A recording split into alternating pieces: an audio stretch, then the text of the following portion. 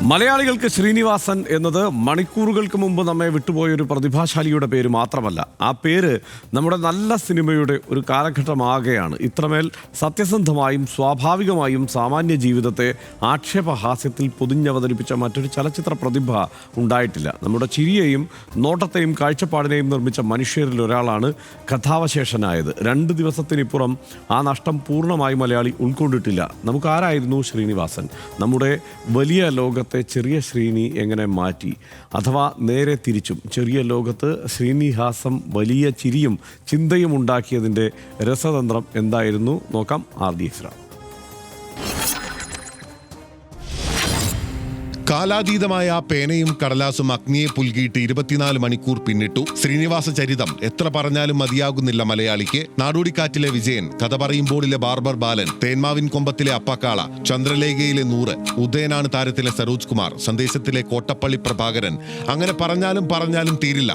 ശ്രീനിവാസനാൽ സൃഷ്ടിക്കപ്പെട്ട് ശ്രീനിവാസനാൽ അണിയപ്പെട്ട കഥാപാത്രങ്ങൾ. മലയാളി ഓരോ ദിവസവും എത്രയെത്ര വട്ടമാണ് ശ്രീനിവാസൻ ഡയലോഗുകൾ ആവർത്തിക്കുന്നത്. നമ്മുടെ ഭാഷയുടെ തന്നെ ഭാഗമാണ് അവയിൽ പലതും. വലിയ പ്രതീക്ഷകൾ തകരുമ്പോൾ പവനായി ശവമായി എന്ന് പറയാത്ത മലയാളി ഉണ്ടാകില്ല. പ്രതീക്ഷയുടെ അവസാന കണികയെയും നോക്കി എല്ലാത്തിനും അതിൻ്റെതായ സമയമുണ്ട് ദാസ എന്ന് പറയാത്ത മലയാളിയും അപൂർവം. ചിദംബരത്തിലെ മുനിയാണ്ടി, പഞ്ചവടിപ്പാലത്തിലെ കാതുരയൻ, മറ്റുള്ളവരുടെ തൂലികയ്ക്കായി ശ്രീനിവാസൻ ചായമിട്ടപ്പോഴും പിറന്നത് ചരിത്രമായിരുന്നു. സിനിമയ്ക്കകത്തും പുറത്തും ശ്രീനിവാസന്റെ നിലപാടുകളെ കർശനമായി വിമർശിച്ചവർ പോലും 2 ദിവസങ്ങൾക്കിപ്പുറവും ശ്രീനിവാസനില്ലാത്ത കേരളത്തെ ഓർത്തുകൊണ്ടിരിക്കുകയാണ്. RD extra, news Malayalam.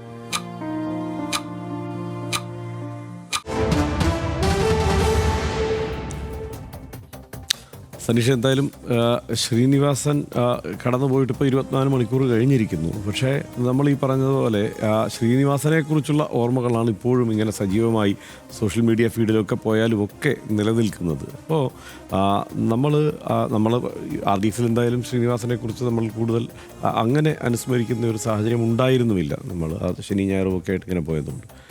എങ്ങനെയാണ് സനീഷ് ശ്രീനിവാസനെ കാണുന്നത്? അല്ല, ഇതിലിപ്പം ശ്രീനിവാസനെ പറ്റിയുള്ള അനുസ്മരണ കുറിപ്പുകളും അനുസ്മരണ സംഭാഷണങ്ങളൊക്കെ നിരവധിയായിട്ട് വന്നു കഴിഞ്ഞു. അത് ആളുകൾക്ക് മുഴുവൻ അത് എല്ലാവരും കേൾക്കുകയും അറിയുകയും ചെയ്തു. ഇതിനകത്ത് ഒരു കാര്യം മാത്രം പറയാം. അതായത് ഒന്ന്, ഈ മറ്റേതെങ്കിലും സിനിമാക്കാരനുള്ളതിനേക്കാൾ കൂടുതൽ ദീർഘമായ കാലം ശ്രീനിവാസൻ ഇനിയും ജീവിക്കും.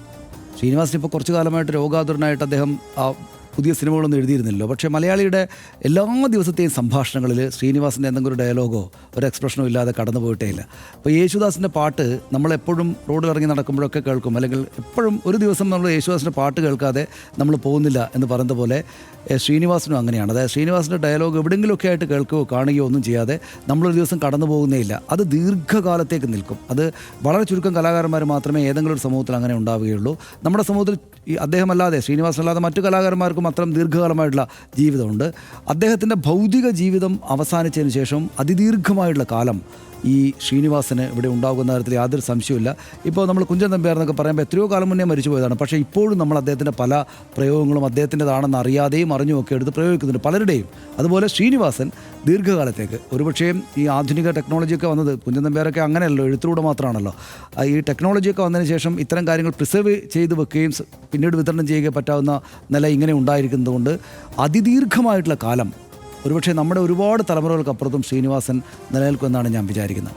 റൈറ്റ്, എനിക്കും അങ്ങനെ തന്നെയാണ് തോന്നുന്നത് ശ്രീനിവാസനെ കുറിച്ച് പറയുമ്പോൾ. പക്ഷേ ഈ പറഞ്ഞതുപോലെ ഒരു ഏറ്റവും കൂടുതൽ അദ്ദേഹത്തിൻ്റെ സിനിമകളിലെ രാഷ്ട്രീയം തന്നെയാണ് ചർച്ചയായിട്ടുള്ളത്. അദ്ദേഹം ചിരിപ്പിച്ചുകൊണ്ടിരിക്കുമ്പോഴും ആളുകൾക്ക്, അതായത് ഒരു പൊതുബോധ നിർമ്മിതിയിൽ അദ്ദേഹം ചെറുതല്ലാത്ത സ്വാധീനം ചെലുത്തിയിട്ടുണ്ട്. പലപ്പോഴും പല സിനിമകളും മനുഷ്യൻ കണ്ടു തീർത്ത് അവസാനിപ്പിച്ച് പോവുകയാണെങ്കിൽ ഈ സിനിമകൾ സാധാരണക്കാരൻ്റെ ജീവിതവുമായി ചേർന്ന് നിന്ന് പറഞ്ഞ കഥകളായതുകൊണ്ട് തന്നെ അദ്ദേഹത്തിന് വളരെ എളുപ്പത്തിൽ അദ്ദേഹത്തിൻ്റെ ഒരു ആശയത്തെ സാധാരണക്കാരൻ്റെ തലയിലേക്ക് എത്തിക്കാൻ കഴിഞ്ഞിട്ടുണ്ട് എന്നുള്ളതാണ്. അദ്ദേഹം ഏതെങ്കിലും തരത്തിലൊരു പ്രത്യയശാസ്ത്ര പദ്ധതിയുടെ പ്രചാരകനായിരുന്നെങ്കിൽ കുറെ കൂടി അദ്ദേഹം ആ നിലയ്ക്കുള്ള അദ്ദേഹത്തിൻ്റെ ശേഷി പ്രകടിപ്പിക്കാനുള്ള സാധ്യത സിനിമയിൽ അദ്ദേഹം കണ്ടെത്തിയാനെന്നാണ് എനിക്ക് തോന്നുന്നത്. ഇപ്പോൾ അരാഷ്ട്രീയവാദത്തിൻ്റെ ഒരു വക്താവായാണ് സിനിമയിലൂടെ അദ്ദേഹത്തെ നമ്മൾ തിരിച്ചറിയുക. അങ്ങനെ മനസ്സിലാക്കാൻ പറ്റൂ. എല്ലാവരും കണക്കാണ് എന്നുള്ള മട്ടിലുള്ള ഒരു പൊതുചിന്തയുണ്ടല്ലോ, നമ്മൾ പണിയെടുത്താൽ നമുക്ക് ജീവിക്കാം എന്നുള്ള, അതൊരു ശരിയായ രാഷ്ട്രീയ ചിന്തയൊന്നുമല്ല. പക്ഷേ ആ ചിന്ത അദ്ദേഹത്തിന്, ആ ചിന്തയിൽ നർമ്മം കയറ്റി അദ്ദേഹം നന്നായി അവതരിപ്പിച്ച് മുന്നോട്ട് പോയി എന്നുള്ള കാര്യത്തിൽ സംശയമൊന്നുമില്ല. എന്നും എല്ലാവർക്കും നന്മകൾ മാത്രം ഉണ്ടാകട്ടെ എന്നാണ് ശ്രീനിവാസനൊപ്പം എരിഞ്ഞടങ്ങിയ പേപ്പറിൽ ശ്രീനിയുടെ തന്നെ പേന കൊണ്ട് ആത്മമിത്രം സത്യനന്ദിക്കാട് കുറിച്ചത്. ശ്രീനിവാസൻ്റെ കലയെയും കാഴ്ചപ്പാടിനെയും ഇതിനേക്കാൾ സത്യസന്ധമായി എങ്ങനെ സത്യനന്ദിക്കാട് ഒരു വാചകത്തിൽ ആറ്റിക്കുറുക്കും എന്ന് സംശയമാണ്. കുറിക്കുകൊള്ളുന്ന ആക്ഷേപഹാസ്യത്തിന് മുഖം നോക്കേണ്ടതില്ലെന്ന് ശ്രീനിവാസൻ ഓരോ സിനിമയിലും ഓർമ്മപ്പെടുത്തിയിരുന്നു. സൗന്ദര്യത്തിൻ്റെ പൂർവ്വകൽപ്പിത രൂപങ്ങളെ ശ്രീനി ഉടച്ചെഴുതി. ആഗോള പ്രശ്നങ്ങളെ പോലും ലളിതമായി മലയാളി സ്വത്വത്തോട് ചേർത്ത് വച്ചു. കുടുംബകഥകൾ പറയുമ്പോഴും അതിൻ്റെ അടിപ്പടവിൽ വിശാലമായ സാമൂഹിക ക്യാൻവാസ് ഉണ്ടായിരുന്നു. ഏതൊരു സാധാരണക്കാരനും മനസ്സിലാകുന്ന സിനിമാറ്റിക് ഭാഷയിലൂടെ ശ്രീനിവാസൻ നമ്മുടെ സാമൂഹിക പാഠം അധ്യാപകനായി ഇരിക്കുകയും ചെയ്തു.